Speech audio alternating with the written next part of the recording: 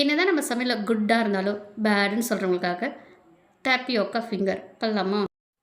இப்போ பெரிய ஒரு மரவள்ளி கிழங்கு எடுத்துருக்கேன். அதை லைட்டாக தொளிசி விட்டு கழுவிட்டு நல்லா கட் பண்ணி எடுத்துக்கோங்க.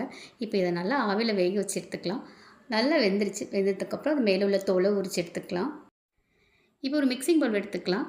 கிழங்கை நல்லா கட்டி இல்லாமல் மசிச்சு எடுத்துக்கலாங்க. இப்போ 1½ கப் அரிசி மாவு போட்டிருக்கேன். டேஸ்ட்டுக்கு ஏற்ற மாதிரி சால்ட்டு போட்டுக்கலாம். இப்போ எல்லா ஸ்பைசஸும் போட்டுக்கலாம். போட்டு நல்லா மிக்ஸ் பண்ணிக்கோங்க. எல்லா பக்கமும் மிக்ஸ் ஆகிற மாதிரி. இப்போ ஒரு குட்டி பால் எடுத்துக்கலாம். அதை நல்லா உருட்டிட்டு இந்த மாதிரி விரலை வச்சு உருட்டிக்கோங்க. எல்லா ஃபிங்கர்ஸும் இப்போ ரெடி ஆகிடுச்சு.